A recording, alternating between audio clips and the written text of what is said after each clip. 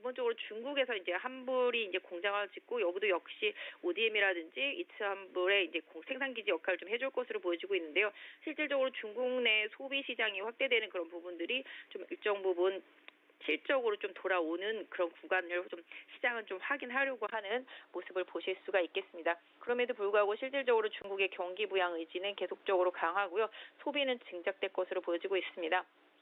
주가 자체도 바닥권에 있기 때문에 여타 화장품들처럼 뭔가 좀 뚫어야 될까를 시원하게 뚫어주지 못해서 약간 아쉬운 부분은 있지만 주가 자체는 조정을 노려서 좀 분할로 중기적으로 조금 보시만 하지 않을까 싶습니다. 지금 현재 32,550원 마이너스 450원입니다. 개인적으로는 한 32,000원 아래권 내지는 32,000원 부분부터 시작해서 좀 분할로 접근하신다라면 크게 무리는 없지 않을까 싶고요. 손절선은 뭐 짧게 한 29,000원 정도로 드릴 수 있을 것 같습니다. 이 가격대에서 31,000원, 2,000원 뭐 사이대에서 잘 매수하게 되신다라면 조금 홀딩 하시면서 4만 원대까지 좀 끌고 가보시는 전략 어떨까 싶습니다. 네, 지금 가격대 혹은 조금 더 언더라면 매수 가격으로 좀 적당해 보인다라는 의견입니다. 이츠 한불입니다. 자, 두 번째 효성화학으로 가보도록 하죠. 만장일치로 긍정적인 의견 주셨는데 프로판 가격 하락, 1분기 실적 호조, 실적이 점차 개선되고 있다. 여러 가지로 실적에 대해서 긍정적으로 보는 의견들 확인이 가능합니다. 주가 흐름 한번 볼게요. 지난 금요일에 이어서 이틀째 상승세 이어가고 있습니다. 특히 오늘 같은 경우는 3%대 상승으로 상승폭도 계속해서 견조하게 확대시켜 나가고 있는데 14만 5천 원대 기록하고 있어요. 효성화학은 어떤 전략 필요할까요? 네, 효성그룹이 전체적으로 기업 분할하고 난 다음에 좀 맥을 못 추고 있죠. 대부분의 효성그룹주들이 다 주가 바닥권에 있습니다. 물론 지주회사 효성은 상당히 좀 많이 올라와 있지만 효성 TNC라든지 효성 첨단 소재, 효성 화학 등 다 바닥권에 위치해 있는 모습 보실 수가 있겠습니다. 효성 첨단 소재하고 효성 화학 정도는 주가 자체가 워낙 가격 메리트가 있기 때문에 좀 현 시점부터는 좀 관심 있게 보실 만한데요. 특히 이제 효성 화학 같은 경우는 이제 원료 쪽에 속하는 프로판 가격이 계속적으로 좀 약세를 보이면서 제품의 원가가 부담이 좀 줄어들 수 있지 않나 싶습니다.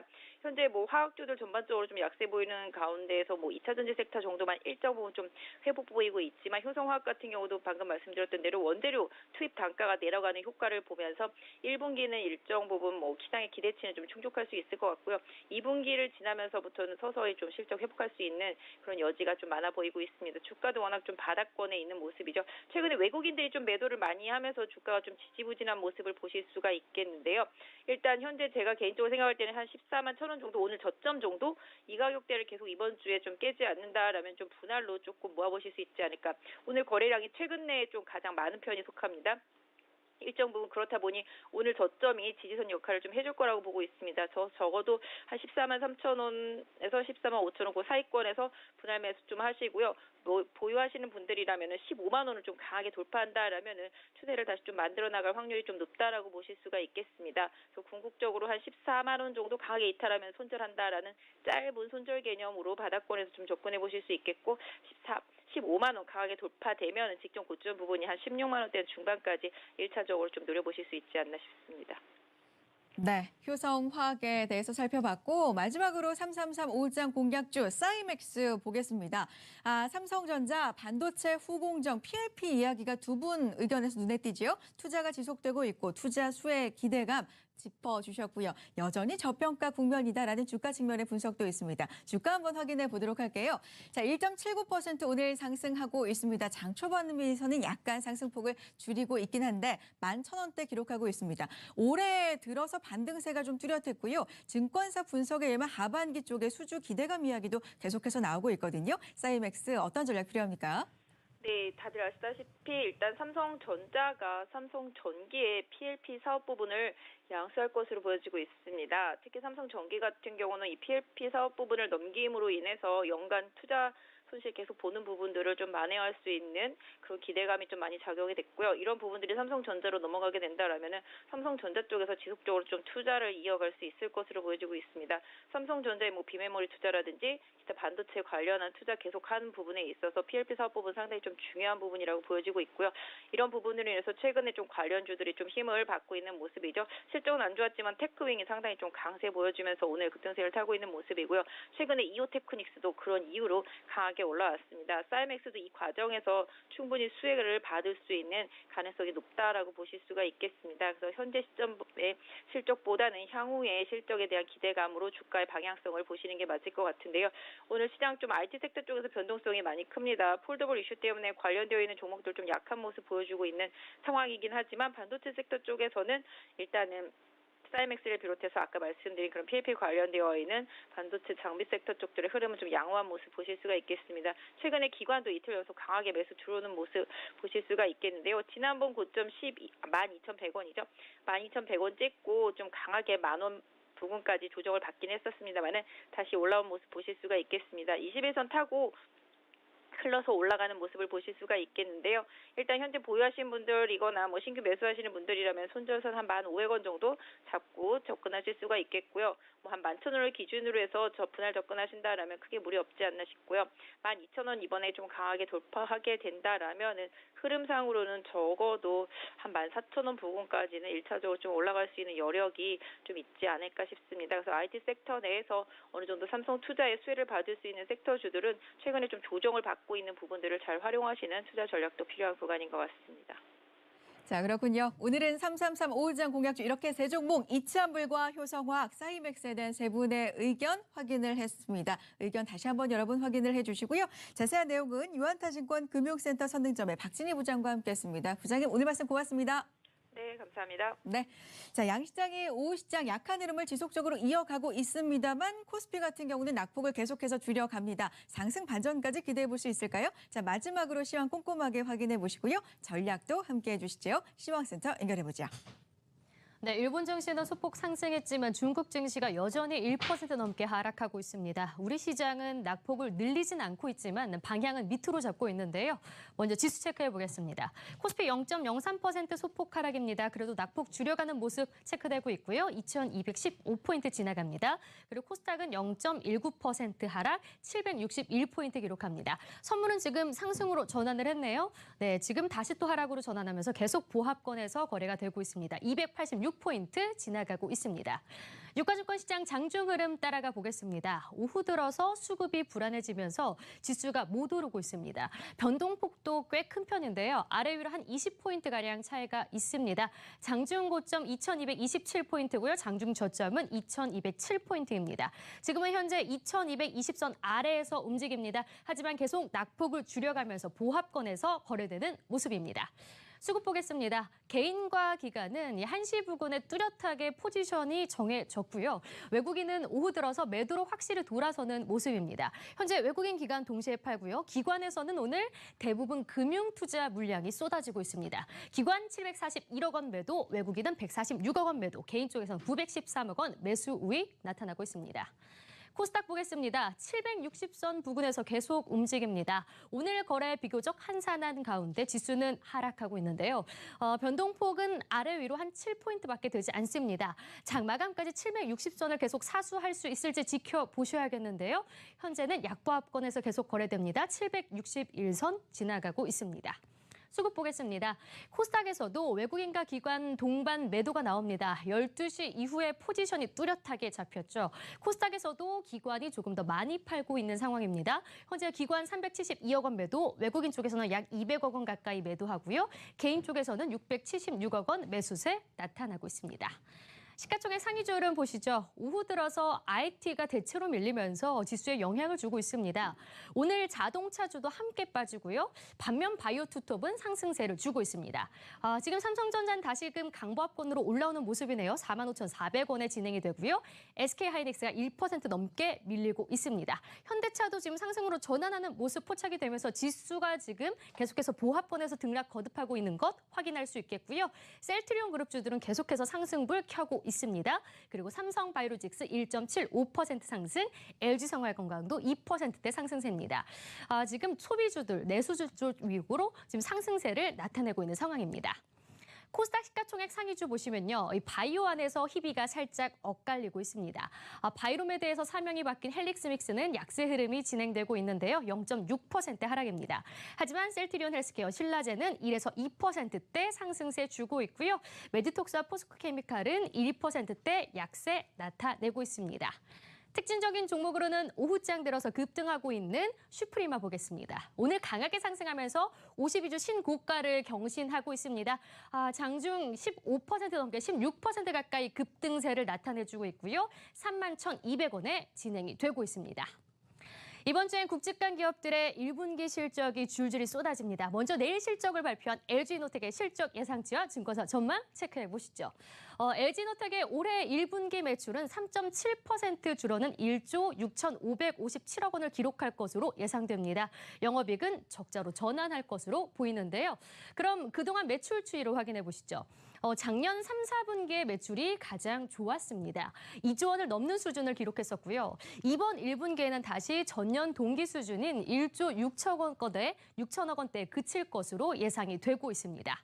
영업이익 추이도 보실까요? 안타깝게도 LG노텍은 1분기에 영업이익이 적자로 전환을 했습니다. 애플과 관련해서 악재가 겹치면서 지난 3, 4분기에 비해서 크게 줄어들 것으로 전망이 됩니다. 최근 증권사에선 어떻게 보고 있을까요? 미래에셋대우에서 가장 낮은 목표가와 영업이익을 제시했고요. 키움증권에서는 16만 원으로 가장 높은 목표가 제시했습니다. 네, 지금까지 시장 상황과 함께 LG노텍의 실적 예상치 체크해봤습니다.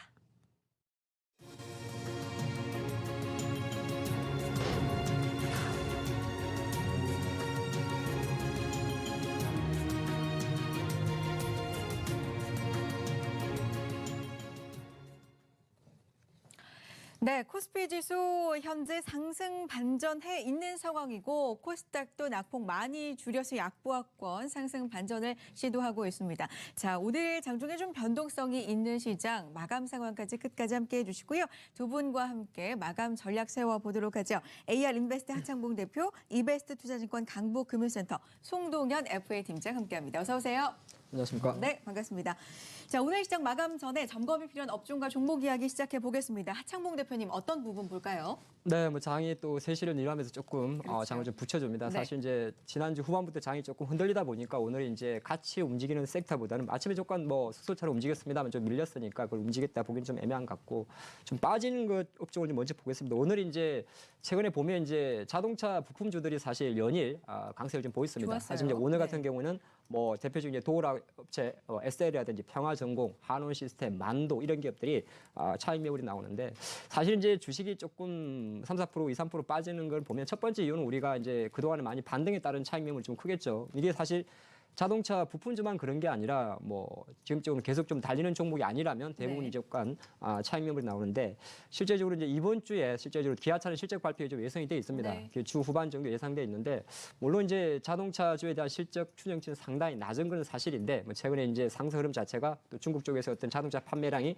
증가한 흐름 자체 그런 게 있다 보니까 뭐 자동차 관련 부품주들도 상당히 저평가 국면을 좀 벗어났는데 지금 이제 약간 문제는 뭐냐 하면 네. 사실 우리가 그 저평가라 이야기할 때는 네. 자동차주들이 보통 밸류에이션 기준으로 한 6배, 5배 정도를 받았습니다. 그때 이제 저평가를 그랬는데 5-6배. 네, 근데 지금 사실 실제적으로 SL이라든지 평화전공이라든지 이런 기업들의 주가 상승력을 놓고 네. 보면 지금 보여준 실적보다는 10배수가 넘어버렸습니다. 그게 조금 문제라는 거죠. 네. 특히나 이제 우리가 자동차 중에서 가장 비싼 주식이 두 개 있는데 그게 이제 만도하고 한원시스템입니다. 만도하고 한원시스템 같은 경우는 사실 자동차 부품주 내에서도 이 밸류에이션 친환경차량 모멘텀 때문에 뭐 15배, 20배까지 주지 않습니까? 네. 그런데 제가 생각할 때는 뭐 사실 그걸 다 따지면 또 주식하기 어렵죠. 네. 왜냐하면 올해는 또 사실 지금 안 좋아도 앞으로 좋아질 거에 대한 그 그림 자체가 지금 상반기 즉시 키포인트지 않습니까? 네. 그렇기 때문에 아직 뭐 섣불리 자동차가 여기서 계속 밑으로 내려간다고 보기 좀 어려울 것 같고 네. 대표적인 게 이제 현대차, 기아차 포함해서 자동차 관련주들이 어느 정도 이제 최악은 벗어나지 않았느냐 그런 시각이 올해 4월 달까지 주가 반등을 이끌었다면 뭐 오늘의 제가 판단할 때 특히나 이제 많은 종목 아닙니다. 4개 정도만 줄였어요. 네. 네. SL이라든지 평화전공, 한원시스템, 만도 이런 기업들의 오늘 조정은 어떻게 보면 이번 주 장이 약간 그럴 수도 있습니다. 그러니까 이번 주 장이 사실 이제 약간 굵직한 실적이다 보니까 같이 이렇게 움직이기보다는 개별적으로 움직일 가능성이 좀 많은데 제가 판단할 때는 약간 차익성 매물의 출해다 그리 보면서 보유 관점에서는 조금 더 그래도 시장에 대한 전체적인 뷰가 긍정적이기 때문에 네. 지켜보는 게 좀 좋을 것 같고요. 만약에 단기적으로 공략하신다면 제가 볼 때는 한 템포 더 기다려보는 것도 나쁘지 않겠느냐 볼 수 있겠습니다. 대표님 짧게 완성차도 좀 봐주시겠습니까? 오늘은 좀 조정을 받는구나 했는데 현대차, 기아차 마감으로 가면서 또 상승해요.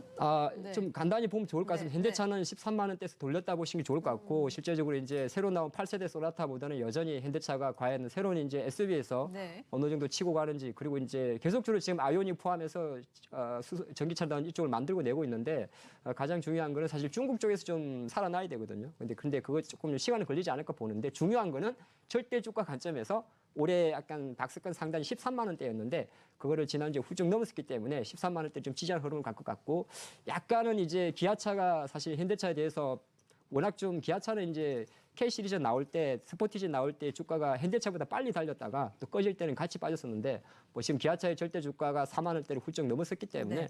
뭐 또 이제 현대차 하면 세단이 생각나고 뭐 투싼도 물론 SUV입니다만은 기아차 하면은 SUV가 조금 더 세단보다는 더 이미지가 강하기 때문에 제가 생각할 때는 상승 탄력 면에서는 아마 지금 수준에서는 또 사람 말 바뀌는 게 좀 간사하죠. 근데 어쩔 수가 없습니다. 예, 절대 주가 측면에서 탄력성은 기아차가 조금 나으지 않을까 보겠습니다. 그렇군요. 자동차 부품 관련주 그리고 이어서 완성차에 대한 이야기까지 짧게 좀 언급을 해주셨고요. 다음 보겠습니다. 송동현 팀장님 어떤 부분 볼까요? 네. 그러면 이제 의료 정밀 섹터를 한번 보도록 하겠습니다. 지금 코스닥 같은 경우는 약보합 정도 조정을 받고 있는 가운데 네. 일단 전반적으로 거의 반반 정도 상승과 하락 섹터를 지금 오가고 있는데요. 그중에서도 오늘 금일 이제 의료 정밀 기기는 0.94% 정도 상승을 해주고 있고요. 네. 이제 세 번째 상승률이 높은 그런 섹터라 볼 수가 있겠습니다. 네. 거기에서 이제 바텍이라는 종목을 한번 보도록 할 건데요. 이 의료정밀 기기가 지금은 좀 시장의 이슈가 상대적으로 좀 적다 보니까 좀 이제 실적 관련된 그런 실적이 좋은 그런 섹터 위주로 좀 상승이 나와주는 것 같은데 이 의료정밀 기기의 이 시가총액 상위주의 흐름들의 그 종목들을 보면 대부분 다 실적이 좀 좋아지는 그런 흐름들을 많이 가진 종목들이 보입니다. 특히 이제 바텍은 지금 3%대 상승 흐름을 좀 유지를 해주고 있는 그런 상황이고요. 이 회사가 이제 치과 의료용 장비를 만드는 이제 회사인데 이번 분기에 실적이 굉장히 좋아질 거라는 그런 예측들이 많이 나오고 있습니다. 네. 그래서 이제 지금 이제 증시의 어떤 특별한 모멘텀이 아직은 안 보이는 가운데 이런 종목 위주로 현재 좀 그 상승률이 좀 나아지고 있는 것으로 판단하시면 좋을 것 같고요. 네. 자, 두 번째는 이제 아이센스라는 종목을 한번 보도록 하겠습니다. 아이센스. 예, 네. 아이센스는 이제 혈당 측정기 전문 업체죠. 이제 자가 혈당 측정 기기 및 혈액 분석기 같은 이제 바이오 센서 제조 기업이라 보시면 좋은데 이 기업도 역시나 그 실적이 좀 좋게 나오고 있습니다. 지난해 4분기에도 영업이익이 약 60% 이상 좀 증가를 해주고 있고요.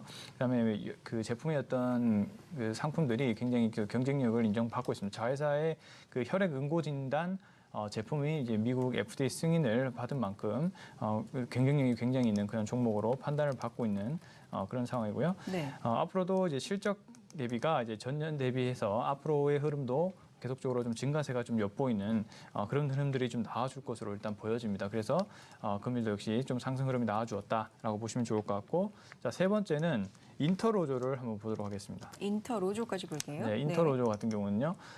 이 회사는 이제 콘택트 렌즈 생산 업체라고 보시면 좋을 것 같은데요. 이 원데이 그 렌즈군 많은 분들이 아실 겁니다.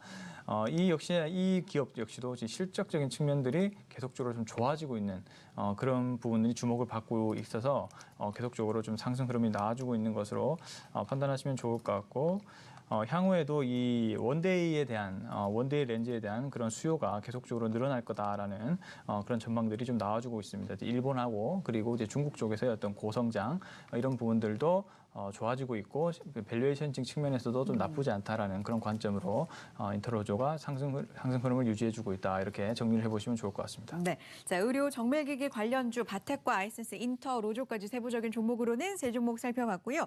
자, 대표님과는 해운 관련주 좀 짚어봤으면 좋겠는데 지난주부터 움직여요. 네, 사실 그 페노션 같은 기업들은 네. 오늘 물론 현대 상승이 좀 변동성이 큽니다만 네. 페노션 같은 기업들은 주가는 사실 지난주부터 많이 좀 반등을 했습니다. 그렇죠. 근데 사실 정말 손이 안 나가는 게 또 해운 섹터입니다. 네. 왜 그러냐면 이 해운이라는 것은 다른 뭐 많은 경기 민감주 중에서 가장 약간 센시티브합니다. 그러니까 경기 변동에 대해서 민감한데, 그리고 실제적으로 이제 해운주에 대해서 손이 잘 안 나가는 많은 이유 중에 하나가 우리가 BDI 지수라는 게 있습니다. 그러니까 왜 그러냐면 해운이라는 것이 실제적으로 이제 선사들의 어떤 물량을 컨테이너에 이제 삼아서 운송을 해서 운임을 받게 되죠. 그래서 네. 그 운임을 보통 이제 약간 지수로 나타나는 게 BDI 지수인데 지금 BDI 지수를 보니까 제가 한 790 정도에 있습니다. 그럼 제가 쉽게 말씀드려서 790에 이 감이 좀 와야 되잖아요. 네.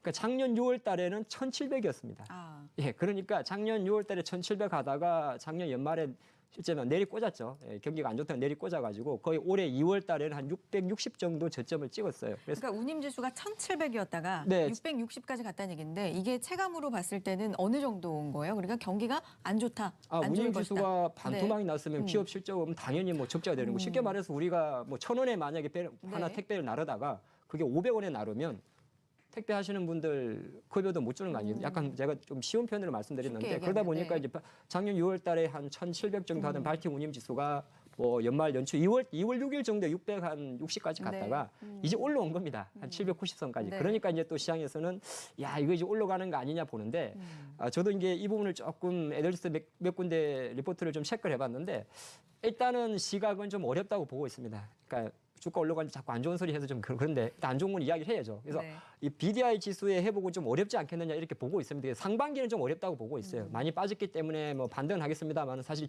조금 반등했어요. 지난주는 720 있다가 지금 한 70포인트 올랐는데 네.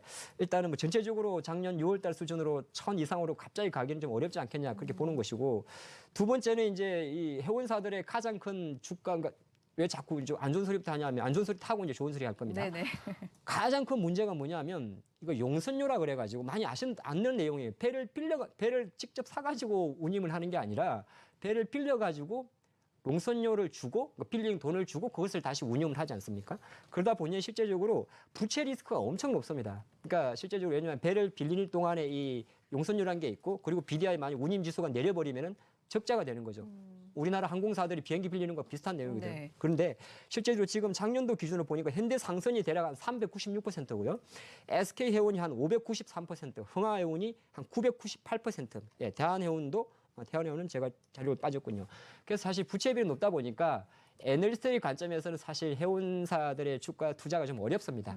그래서 좀 미리 좀 말씀 좀 드리겠고, 네. 자 그러면 투자 관점에서는 좀 애매합니다. 사실 이제 저는 투자 관점에서는 어렵다고 보고 있어요. 지금 파노션의 주가라든지 오늘 현대상선의 주가 흐름 그리고 이제 약간 최근에 움직임이 좋은 대한해운의 주가 흐름 왜 그러냐면 두 가지 때문에 첫 번째는 아직 BDI 지수의 반등세가 제대로 보이지 않는다는 게 첫 번째. 물론 올라오는 거는 긍정적인데 그게 이제 계속 쭉쭉 가면 모르겠습니다만 조금 확인해야 될 과정이 첫 번째 필요하고 두 번째는 여전히 갖고 있는 재무적 리스크. 그러니까 이 부채 비율이 높을 때는 보통 우리가 투자를 할 때 뭘 생각하냐면 부채 비율이 높다. 그러면 첫 번째 생각하는 게 뒤통수 유상증자를 때릴 수도 있습니다. 아. 물론 이제 해운사들은 잘 안 하는데요. 네. 왜냐하면 주주들이 잘 안 해줍니다.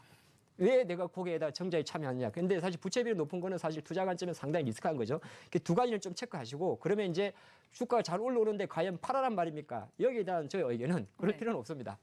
네. 그게 좀 이해가 안 돼요. 말이 안 맞죠? 좋은 얘기를 좀 네, 하시다가. 그런데 이제 네. 아까도 말씀드렸습니다만 네. 올해 증시의 모든 키포인트가 계속 안 좋을 섹터보다는 조금 좋아진다는 섹터에 다 시장이 환호를 하고 있지 않습니까? 네. 그러니까 최근에 반도체 삼성전자나 하이닉스가 많이 못 간 거는 조금 좀 의문이 들어서 그런 거고, 그러니까 해운도 마찬가지. 워낙 작년 하반기 안 좋기 때문에 제가 볼 때는 아까 조금 올라오는 겁니다. 네. 그 관점에서는 사실 좀 그러니까 장기 투자는 조금 부적합하고. 근데 보통 추세를 확인해야 된다라는 말씀이신 네. 거죠, 그러니까. 그렇죠. 왜냐하면 이게 네. 정말 물돌량이 저런 증가하는지 왜 그러냐면 지금 4월 한 20일 정도 됐죠. 지금까지 그 보여준 경제 지표들을 보게 보면 제조업 지표는 조금 머리를 들었어요, 중국에서. 그래서 장이 많이 올라왔는데 기타 지표들은 계속 체크해야 될 게 있습니다. 뭐 소매 지표는 좋았고 주말에 또 미국의 주택 지표는 상당히 안 좋았지 네. 않습니까? 그렇기 때문에 이제 그걸 좀 찾아가는 과정입니다. 그래서 제가 볼 때는 한 상반기 정도 그리고 미중 무역 협상도 잘 타결이 되면 네. 열심히 배를 또 나를 거예요. 그렇게 보고 있기 때문에 지금은 조금 의심하는, 그러니까 기본적인 펀더멘탈 측면에서는 의심을 하시되 그렇기 때문에 장기적으로 가기는 좀 어렵고 트레이딩 관점에서는 여전히 뭐 제가 볼 때는 뭐 그립이 세게 들어오니까 네. 뭐 보유하는 전략은 맞다 그렇게 볼 수 있겠습니다. 중장기적으로는 좀 추세, BDI 운임지수가 본격적으로 좀 반등을 해주는 추세를 좀 확인해 볼 필요가 있다. 그 부분은 좀 조심스럽게 접근을 해야 되지만 보유 관점으로는 계속해서 보유하는 게 좋을 것 같다라는 말씀이십니다. 트레이딩 관점까지 분석 들어봤고요. 해운 관련주였습니다. 자, 송동현 팀장님, 다음 어떤 업종 볼까요? 네, 오락 문화 섹터를 좀 보도록 하겠습니다. 오락 문화 섹터 역시도 좀 상승을 해주고 있는 섹터죠. 지금 보시면은 오락 문화 섹터는 이제 1.17% 두 번째 상승률이 좀 좋은 섹터입니다. 네. 자, 그중에서 이제 종목을 좀 볼 텐데요. 이제 아난티라는 종목을 한번 보도록 하겠습니다. 장후 자, 동시효과가 아난티는 뭐 확실한 시작되었습니다. 남북 경협주로 이제 그렇죠. 인정을 대표적이죠. 받는 대표적인 네. 이제 주로 주식인데 금일 이제 2.36%좀 상승을 해주고 있죠. 우선은 뭐 특별한 소식이 나온 건 아니지만 이제 그 한미 정상회담 시에 이제 트럼프 대통령이 문재인 대통령께 뭔가 비밀 메시지가 있다. 북한에게 전해줄 비밀 메시지가 있어서 남북 정상회담에서 얘기를 하겠다라는 이제 그런 소식이 나와주면서 좀 긍정적인 의미가 있는 그런 뉴스가 발표가 되었기 때문에 좀 주목을 좀 받고 있는 것 같고 아난티가 워낙 또 많이 빠진 섹터이고 그렇기 때문에 그 거래량이라는 이런 부분들이 가장 많이 경협주 중에는 가장 좀 많이 나오고 있는 그런 등락도 굉장히 심한 섹터이고요. 그렇기 때문에 이제 그 상승 흐름들이 좀 나와주고 있는 것으로 판단하시면 좋을 것 같다라는 네. 말씀드려보겠고, 자, 두 번째는 이제 JYP 엔터를 한번 보도록 하겠습니다. 이제 엔터주가 이제 좀 버닝썬 사태 이런 좀 안 좋은 뉴스들이 좀 나와주면서 그동안 좀 흐름들이 좋지 않았는데. 이제 다시 한번 좀 바닥을 잡고 이제 엔터주들이 서서히 상승을 좀 해주고 있는 상황입니다. 일단 저는 일단은 JYP 엔터를 그나마 가장 좋은 그런 엔터주로 생각을 하고 있고요. 이제는 이제 아티스트들의 어떤 경쟁력도 중요하지만 어떤 아티스트들의 어떤 인성적인 측면들 이런 부분들이 좀 나타나지지 않은 안정성 있는 그런 아티스트들의 어떤 교육 방침 이런 것들이 좀 중요해지기 때문에 JYP 엔터가 가장 그런 부분에서는 잘하고 있는 것이 아닌가라고 생각하고 있고. 그리고 또 여전히 이제 아티스트들의 어떤 경쟁력도 이제 좋다라고 보시면 좋겠습니다. 이제 스트레이키즈라는 이제 그룹 아이돌, 그리고 글로벌 확장 그리고 있지라고 하죠. 이제 여성 그룹 멤버들 올해 말 이제 좀 수익이 좀 나올 것이다라는 그런 좀 분석들이 좀 나와주고 있습니다. 그래서 전반적으로 좀 이익들이 전년 대비해서는 좀 많이 오를 것이다라는 그런 분석 리포트들이 나와주고 있고 네. 중국과의 어떤 그런 또 회복세가 나오면 또 중국 진출로에 대한 어떤 가시성 이런 부분들도 부각이 되고 있기 때문에 저는 일단 엔터주도 지금 서서히 봐야 될 시점이다. 그중에서 저는 제 JYP 엔터가 그나마 좀 괜찮지 않나, 안정성이 높지 않나라고 판단을 하고 있는 상황입니다. 자, 여러 가지 좀 잡음이 있어서 네. 부침이 있었던 오락 문화 관련주가 반등을 해주고 있는데 한 종목 더 볼게요. 네. 키스트 하나 더 보도록 네. 하겠습니다. 자, 키스트도 이제 4.70%로 이제 높은 상승률을 좀 보여주고 있죠. 역시 이제 키스트는 지금 뭐 엔터주들의 흐름이 전반적으로 좋기 때문에 상승을 해주는 거 있겠지만 역시나 이 방탄소년단 효과 때문에 좀 좋은 흐름들을 유지해주고 있다라고 보시면 좋을 것 같습니다. 이 자회사가 있죠. 이제 자회사가 있는데 키스 자회사가 이제 일본 쪽하고 네. 방탄소년단의 이제 매니지먼트를 담당을 하고 네. 있습니다. 그에 따라서 이제 방탄소년단의 어떤 빌보드 차트가 미국뿐만이 아니고 일본에서도 1등을 차지했다라는 네. 그런 또 소식이 나와주면서 역시나 긍정적인 그런 수급들이 좀 들어오고 있는 것으로 판단해 네. 보시면 좋을 것 같습니다. 그렇군요. 뭐 방탄소년단 BTS 같은 경우는 지금 글로벌적으로 각종 기록들을 지금 세우고 있는데 오락 문화 관련주 가운데 키스트의 또 주가 흐름에 영향을 주면서 오늘 4.7% 상승 보여주고 있습니다. 자, 각각 한 부분씩 더 짚어보고 동시효과로 넘어가 보도록 하죠. 대표님. 네, 네. 뭐 오늘 또 음식료 업종 내에서 일부 네. 종목들이 움직입니다. 오늘은 이제 한 세 가지 종목만 보겠는데요. 풀무원하고 농심하고 빙그레입니다. 사실 이제 풀무원 같은 경우는 사실 액면 분할 재료가 있습니다. 액면 분할 재료가 있기 때문에 보통 이제 절대 주가가 비싼 특히 음식료 업종들은 이제 절대 주가가 비싸기 때문에 네. 유동성 보강 차원에서 보통 액면 분할을 단행을 하게 되면 주가는 이제 긍정적으로 좀 해석을 하는데 풀무원은 이제 그러한 흐름 자체가 아마 첫 번째 최근에 이제 상승세의 원인이지 않나 그렇게 볼 수 있을 것 같고 네. 왜냐하면 이제 사실 그 대부분의 이제 이런 걸 생활 속의 주식이라고 이야기를 하거든요.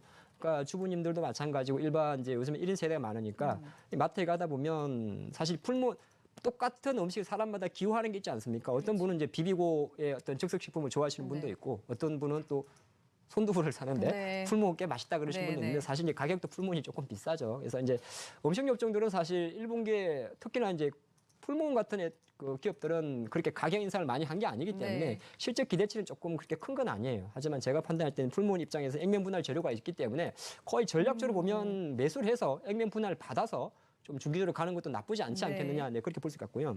빙그레는 손흥민 효과라 저는 일단 생각이 엄청 많습니다. 지금 최근에 보면 이제 우리나라 월드 클래스죠. 손흥민 선수가 네. 광고가 상당히 많이 나옵니다. 그 네. 중에도 이제 하나 보면 빙그레 그 광고가 나오기 때문에 제가 생각할 때는 물론 이제 또 이게 어느 정도 여름 성수기와 맞물려서 효과를 볼지는 좀 미지수긴 합니다만은 또 통상적으로 또 여름철이 되게 되면 빙가류 매출 자체가 증가합니다. 증가하기 때문에 손흥민 선수가 광고하는 것도 아이스크림. 장종료 그렇죠. 같이 하고 있습니다. 5분짜리입니다. 그렇죠. 그렇기 때문에 제가 판단할 때는 뭐 빙그레 같은 경우도 또 그 광고 효과도 중요하고 네. 아까 말씀드렸습니다만은 생각보다 우리나라가 봄이 짧습니다.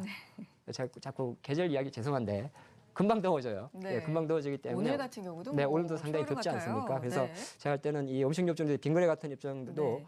어느 정도 약간 빙가 업체들이 조금 더 이제 좁히면 빙가 업체라고 생각하면 네. 좋습니다. 바나나 우유라든지 뭐 네. 메로나 이런 빙가 쪽이니까 그쪽 네. 생각하시면 좋을 것 같고 농심은 지금 보니까 좀 빠졌다가 오늘 좀 반등을 네. 합니다. 근데 이제 한 가지 우리가 부인할 수 없는 거는 연말 연초에 또 가격 인상했기 때문에 네. 뭐 어느 정도 약간 제가 볼 때는 하방 지지가 나온다면 또 반등을 시도하지 않겠느냐 보겠습니다. 자, 농심 같은 경우도 뭐 오늘 거의 6거래일 만에 반등을 해주고 있습니다. 2%대 반등 농심까지 살펴봤고요. 마지막 짧게 좀 보죠. 손동현 팀장님 어떤 부분 볼까요? 네, 기술 성장 기업 네. 섹터 한번 보도록 하겠습니다. 네. 사실상 뭐 바이오 섹터라고 보시면 좋을 것 같고요. 우선 신라젠 더 하나 보도록 하면 이제 신라젠도 금일 오랜만에 좀 반등이 나와주고 있습니다. 네. 이제 저가 매수세가 좀 들어오는 것으로 판단해 보시면 좋을 것 같고요. 지금 뭐 바이오 섹터는 전반적으로 뭔가 호재는 사실 잘 나타나고 있지는 그렇죠. 않습니다. 그렇지만 이제 정부에서 계속적으로 바이오 육성책 네. 등을 발표를 해주고 있기 때문에 오늘 그 영향을 좀 받지 않았나라고 생각이 들고 있고요. 좀 저가 매수세가 좀 들어오고 있다라고 이해를 해보시면 좋을 것 같고요. 또 다른 종목은 아미코젠이라는 종목을 한번 보도록 하겠습니다. 아미코젠까지 볼게요. 네, 아미코젠은 이제 1%대 상승 흐름을 좀 네. 보여주고 있는 거고요. 일단 중국 쪽에 대한 이제 수출이 좀 본격화될 네. 것이다라는 그런 가능성, 이 키토산 올리고당 사료에 쓸 수 네. 있는 이런 제품을 생산을 하고 있는 기업인데 이제 특수 효소라고 하죠. 효소 기반 바이오 기업인데 이쪽으로의 어떤 진출 가능성이 좀 떠오르면서 좀 금일 1%대 상승 흐름이 나와주고 있다 이렇게 정리해 보시면 좋을 것 같습니다. 자, 여기까지 듣고 월요일 동시효과 상황 짧게 좀 보겠습니다. 코스피, 코스닥, 양시장 장중에 동반해서 흔들렸는데 그래도 힘을 좀 내주면서 장 코스피는 종료 상승 3분 반전에 전입니다. 있는 상황 자세히 좀 볼게요. 대표님, 외국인 기관의 매도는 지속적으로 나오는데요. 네, 네. 뭐 사실 수급이 조금 얕습니다. 네. 그러니까 주체적으로 이제 외국인 매수 강도 조금 약하다는 건 지난주부터 좀 포착이 되는 모습이고 네. 오늘은 이제 업종별로 놓고 보면 사실 네. 코스피에서 의료 정밀 업종이 조금 약했고 그렇죠. 제약 바이오가 좀 붙었습니다만은 네. 또 제약 바이오도 다 오른 게 아니기 때문에 유한양행 정도만 조금 상대적으로 강했으니까 오늘 좀 차치해야 될 것 같고 하지만 이제 중요한 것은 셀트리온과 삼성 바이오로직스의 오늘 힘이 상당히 좀 기대감을 모아간다는 겁니다. 삼성 네. 바이오로직스는 이번 주 24일입니다. 수요일 날 실적 발표 예상이 되고 네. 예정이 되고 있고요. 셀트리온은 이번 주는 예정이 잡힌 게 없습니다. 하지만 이제 셀트리온이 최근에 램시엠 SC 포함해서 셀트리온 관련주들이 계속 좀 모멘텀을 네. 가져가는데 제가 생각할 때 셀트리온이 이제 20만 원대를 훨씬 좀 상회를 했기 때문에 주가 관점에서는 조금 지켜볼 필요가 있고 네. 오늘 LG노텍이 좀 많이 빠졌습니다. 사실 이제 카메라 모듈 관련주라고 볼 수 있고 애플 관련주 볼 수 있는데 실적 발표 앞두고 있잖아요. 네, 이노텍은 또 내일이 실적 발표입니다. 근데 사실 여러분들 다 아는 내용입니다. LG노텍 실적이 좋아질 리가 없죠. 적자 전환 예상. 네, 없습니다. 없는데 이제 제가 볼 때는 선제적으로 조금 하락한 게 있고 최근에 네. 이제 모멘텀 플레이 측면에서 많이 오른 게 있기 때문에 네. 약간 내일 실적을 발표해서 실제적으로 시장의 기대치는 아니군요. 안 좋은 거는 기대라고 말은 좀 그렇고 좀 안 좋게 나온다 하더라도 오늘 좀 먼저 선제적으로 매도세가 나온 게 있기 때문에 제가 볼 땐 좀 실적을 좀 체크하는 게 낫지 않나 그렇게 볼 수 있으면서 코스피는 네. 사실 오늘도 어제 좀 맞물리 그림처럼 네. 사실 시가총액 상위 종목 내에서는 이 제약 바이오 특히나 바이오 시밀러 셀트리온과 삼성 바이오로직스의 반등이 좀 주목됐고 삼성 바이오로직스는 가장 중요한 게 24일 날 1분기 실적 발표 실적. 예정된다 말씀드리겠습니다. 알겠습니다. 코스피 상황 살펴봤고요. 실적 발표 내일이죠. 앞두고 있는 LG 이노텍 실적을 좀 어떻게 지켜봐야 되는지 선반영되는 주가 측면이 있는 것 같다는 분석까지 들어봤습니다. 코스닥으로 가보죠. 역시 코스피에 비해서 지금 상승 반전을 시도하고 있고 계속해서 낙폭을 줄여가거든요. 그래도 견조합니다. 장 네. 종료 1분 전입니다. 일단 시장에는 앞서 말씀드렸다시피 이제 어제 뉴욕장도 일단은 휴장이었고 특별한 모멘텀이 아직은 이제 부각되지 않은 가운데 좀 쉬어가는 흐름들이 네. 좀 나와주고 있다. 그리고 이제 지수에 대해서는 계속 말씀드리지만 그렇게 심하게 빠지지도 않고 심하게 올라가지도 않을 네. 것이다. 일단은 무역 분쟁에 대한 타결이 확실하게 나와줘야만 제대로 된 모멘텀이 좀 나와줄 것이다라고 보여지고 있고요. 금일도 수급도 뭐 그렇게 일단 빠지긴 했지만 강한 흐름은 아닙니다. 외국인도 138억 네. 정도, 기관 같은 경우도 이제 329억 정도 빠지고 있고 섹터별로도 역시나 거의 한 반반 정도로 거의 상승과 하락 섹터가 좀 비슷하게 이제 흘러가는 모습들이 나와주고 있습니다. 그리고 좀 특징적인 이제 부분들을 종목들을 좀 본다면은 일단은 좀 좋은 흐름들이 나와준 종목을 보면 이제 동일철강이라든지 SFA 반도체, 슈프리마 이런 스마트폰 IT 그리고 뭐 비메모리 반도체 육성 등등 그리고 이제 경협주도 오늘 조금 오른 흐름들을 보여주었는데 정규장이 종료됐습니다. 그 중에서도 이제 흥구석유라든지 이런 약간 경협주인데 사람들이 잘 모르는 그런 종목 위주로의 좀 상승 흐름이 나와주었고요. 아직 본격적인 어떤 상승 흐름이 나와주기 전에 좀 순환매가 돌고 있는 부분이 아닐까라고 판단하고 수 있습니다. 여기까지 듣겠습니다. 자, 양시장 마감 향해 달려갑니다. 종가 확인하고 오시죠.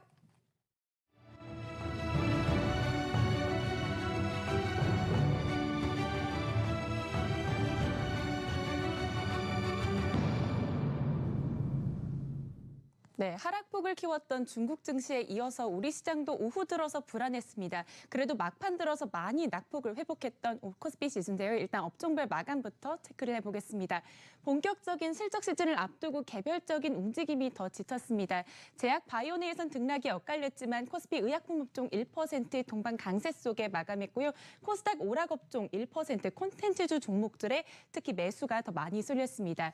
한편 코스닥 IT는 전반적으로 부진했던 하루입니다. 디스플레이 관련한 종목들이 대체로 약세 흐름을 보였고요. 중소형 IT를 중심으로 하락폭이 더 많이 이어졌습니다. 0.6%, 0.7% 약보합 수준에서 마감했습니다. 오늘 수급을 중심으로 개별주도 한번 체크해 보겠습니다. 해운주 두 종목이 특히 더 강한 모습 기록했는데요. 현대상선과 페노션의 외국인 기관 매수가 더 강하게 이어졌습니다. 2%, 10%대까지 상승분을 더 강하게 이어갔고요. 폐기물 처리 관련주들도 오후 들어서 상승폭 더 높여냈습니다.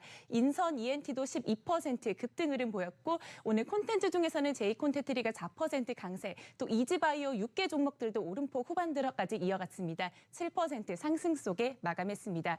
이번에 시총 상위 종목들 살펴보겠습니다. 대장주 삼성전자가 당 초반에 상승분을 많이 반납하면서 지수도 조금은 흔들리는 모습을 보였는데요.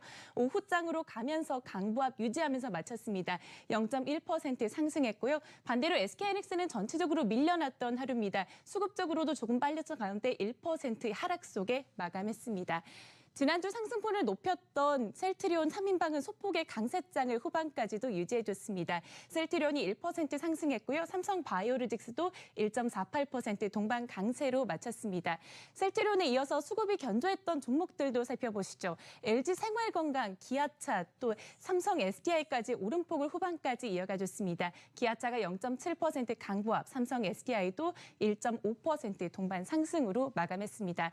코스닥 시장 보겠습니다. 일단 바이오 쪽에서는 셀트리온 헬스케어가 0.6% 동반 강세로 마쳤고요. 신라젠 2.8%대까지 후반까지 오름폭 꾸준하게 이어졌습니다. 이 밖에는 휴젤이 1% 장세, 또 셀트리온 제약도 2% 가까이 상승 흐름 유지해줬습니다. 반도체 흐름도 살펴보겠습니다. 전체적으로는 지지부진했던 모습인데요. SK머티리얼즈 3% 가까이 하락했고요. SFA도 2.9% 하락 속에 마쳤습니다. 원익 IPS도 약세, 전체적으로 해서 바이오 쪽보다는 반도체가 조금 더 약한 모습을 기록했습니다. 이번 주 출발 월요일장 종가까지 체크해보겠습니다. 낙폭 만회를 향해서 움직였던 오후장입니다. 코스피 지수 오전 중에 상승분을 많이 반납하긴 했지만 그래도 강보합 유지하면서 마쳤습니다. 0.02% 소폭이지만 강세 유지하면서 2216포인트로 마감했습니다. 이거래 연속된 상승 마감에 성공해줬습니다.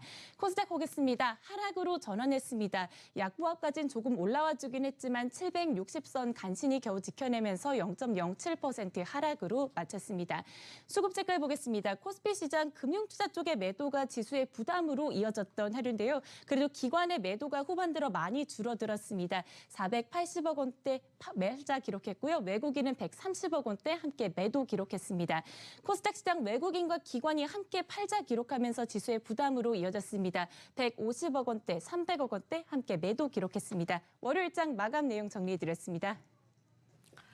네, 월요일 양시장이 좀 변동성이 있었습니다. 장 초반에는 동반 상승을 하나 했는데 장중에 좀 흔들리는 흐름이 나왔고 마감에 들어서 다시금 힘을 내주면서 코스피 같은 경우는 지난 금요일에 이어서 2210선 지켜주면서 강보합 마감을 했고요. 코스닥 반등 하루 만에 약보합권으로 돌아서긴 했습니다만 그래도 약보합권까지 올라와 주면서 760선을 지켜준 하루였습니다. 자, 오늘 시장 정리를 좀 해보고 내일 시장 대비를 해보도록 하죠. 먼저 대표님 어떻게 보셨어요? 이번 주 같은 경우는 뭐 실적 발표도 이어지기 네. 때문에 어떤 부분 좀 봐야 될까요?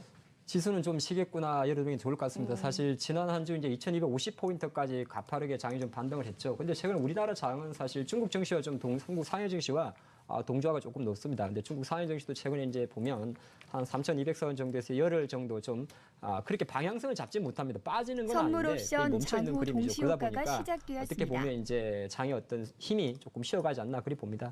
그래서 약간 미국이 이제 미국 시장이 뭐 올라도 아마 우리 장은 조금 덜 오를 수가 있고 네.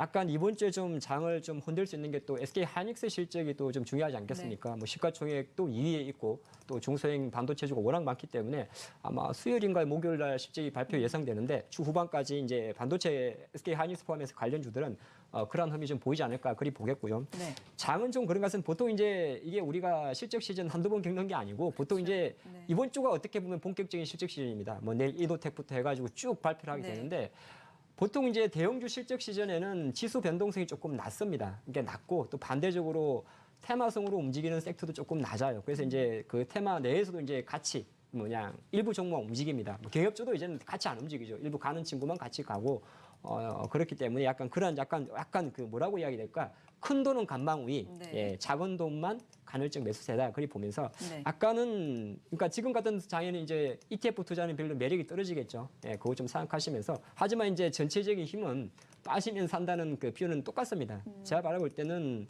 거의 상반기 내에 2,300 여기서 2,300 이야기하면 너무 좀 얕아 보이는군요. 100포인트밖에 안 남았으니까. 네. 근데 충분히 그러니까 전약도 아닙니다. 후광의 가능성은 여러 높기 때문에 뭐 1, 2주 좀 쉬는 거에 대해서는 좀 건전한 조정이다. 예, 그렇게 볼 수 있겠습니다. 자, 건전한 조정, 쉴 가능성이 있지만 여전히 빠지면 산다라는 투자 전략에 대한 기조는 유지를 해주고 계시고 SK 하이닉스 같은 경우는 4월 25일입니다. 목요일, 이번 주 목요일 실적 발표를 또 앞두고 있기 때문에 관전 포인트로 볼만한 시장 상황이고요. 자, 송동현 팀장님, 시장 어떻게 보고 계세요? 네. 네.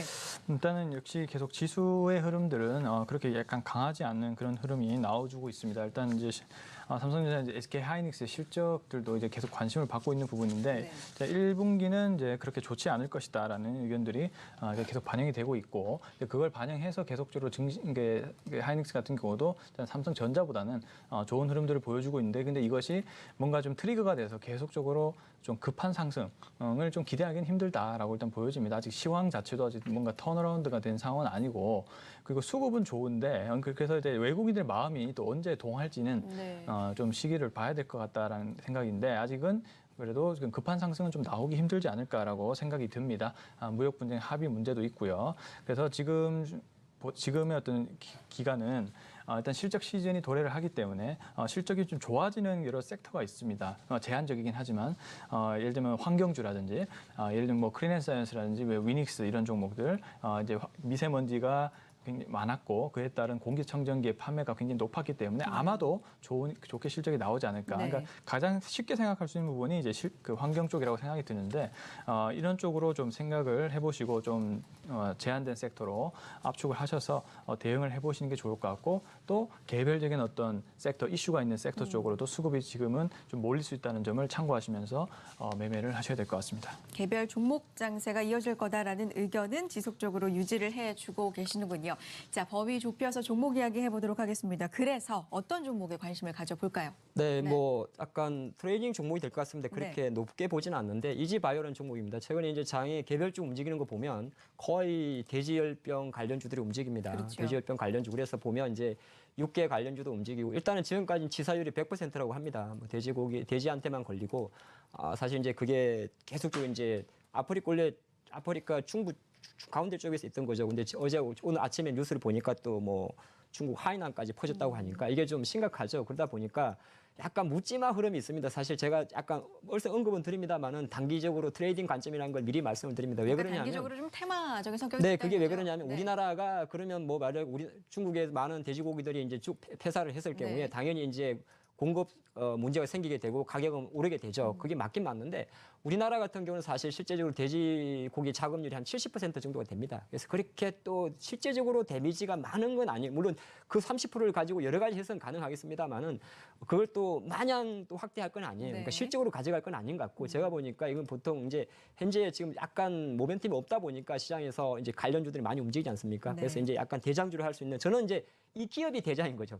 그러니까 주가 움직임 대장이 아닙니다. 왜 그러냐면 이지바이오는 사실 자회사가 상당히 많은데 사료 제조를 만드는 팜스토디라는 회사가 있고 그리고 배합 사료 이지팜스 있고 그리고 이제 닭고기 마니커도 갖고 있습니다. 그래서 마니커도 갖고 있고 원래 지금 이제 이 중에서 움직이고 있는 종목들이 다 꽤 자기 되잖아요, 다 그렇죠? 자기 자회사들이 계열 회사들이죠. 네. 그리고 이제 이지바이오 이제 본업은 어떤 기능성 사료 첨가제를 만드는 네. 회사입니다. 만드는 회사인데 제가 생각할 때는 또 형질 전환 돼지하는 옵티팜이라는 자회사도 갖고 네. 있습니다. 그래서 전체적으로 뭐 어떻게 보면 지금 돼지열병 관련주로 엮이는 섹터에 엮이지 않을 수 없는 계열사는 없다 그렇게 좀 볼 수가 있고요. 그럼 이 회사가 적자 예산이 아닙니다. 예, 한 1조 원 이상의 매출이 나오고 네. 있고 지금 4,478억인데 오늘 시가총액이 제가 좀 그래도 너무 좀 테마로 이야기하면 안 될 것 같아가지고 밸류를 좀 체크를 해봤더니 10배 조금 넘습니다. 근데 올해도 아마 매출이 한 1조 5천억, 영업이익이 연결 기준으로 한 300억대 후반으로 보면 곱하기 10을 하면 3천억이 보통 이제 음식료 업종에는 사실 3천억 10배 미만도 많긴 많습니다만 이거는 약간 이제 밸류를 붙여줄 수도 네. 있어가지고 네. 이게 2017년도랑 실적을 환산하면 그때는 14배까지 갔습니다. 네. 그래서 제가 판단할 때는 한 8,500원 약간 짰습니다. 되게 단기적인 트레이딩인데 네, 네. 한 8,500원 정도 이상까지는 뭐 상승하지 않겠냐 그렇게 볼 수 있을 것 같고 만약에 이제 또 변동성이 좀 클 수가 있으니까 뭐 손절 라인은 뭐 상당히 뭐 한 현재 주가 7,000원 정도를 손절 라인으로 제시를 하고 약간 뭐 시장의 어떤 흐름에 좀 맡겨보자 말씀드리겠습니다. 아프리카 돼지열병과 관련돼서는 최근 뭐 여러 종목군 업종군들이 좀 움직이고 있습니다. 돼지고기 관련주 그리고 닭고기 관련주도 움직이고 있고 뭐 수산주까지도 이야기가 나오고요. 방역 관련주도 이야기가 나오고 있는 상황. 이지바이오 좀 짧게 봐주셨고요. 8,500원 목표 가격 제시해주고 계십니다. 자, 송동현 팀장님 종목은요? 네, 네. 저는 이제 오랜만에 바이오 종목 하나 보도록 하겠습니다. 네. 이제 올릭스라는 종목을 한번 보도록 할 건데요. 일단 바이오 섹터가 워낙 조금 안 오르기도 했고, 네, 저도 그 긴 관점은 아닙니다만은 지금 단기적으로 좀 바이오 섹터들의 수급이 들어오는 거 봐서는 좀 당분간 상승을 좀 해줄 수 있다라는 관점입니다. 특히 이제 올릭스는 이제 RNAI라는 이 플랫폼 기술의 독점 권리를 좀 가지고 있는 기술력이 아주 좋은 그런 회사라고 보시면 좋을 것 같고 거기다가 이제 독점적으로 파이프라인도 계속 확장을 해 나가면서 안정성도 구축을 해주고 있는 그런 회사다 보시면 좋을 것 선물 같습니다. 옵션 그냥 장 바이오 섹터 종료 내용이 굉장히 3분 어렵기 전입니다. 때문에 일단 간단하게 이렇게만 좀 말씀을 드리겠고 네. 그리고 이제 이 RNA 치료제가 일단은 안정성이 굉장히 뛰어나다라는 점을 좀 참고를 하셔야 될 것 같은데요.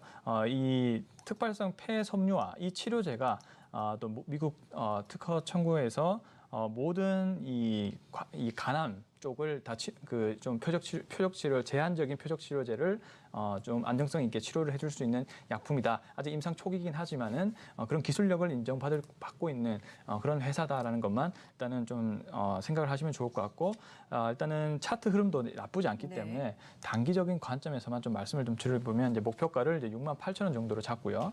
그리고 이제 손절 가격 61,500원 21선이 깨지는 가격대로 잡아보도록 하겠습니다. 지금 양봉 지금 두 개가 떴기 때문에 추가적인 상승 모멘텀이 한 번 더 나올 수 있는 시점이 아닐까라고 판단해서 말씀드렸습니다. 자, 오늘 3%대 상승으로 마감을 했습니다. 65,000원대로 지금 형성이 되어 있는데 목표 가격 68,000원 일단은 제시를 해주고 계시네요. 자, 두 분과 시장에 대한 전략, 종목에 대한 이야기까지 함께했고요. AR 인베스트 하창봉 대표, 이베스트 투자증권 강북금융센터 송동현 FA 팀장 여기서 인사 나누죠. 고맙습니다. Hello and welcome.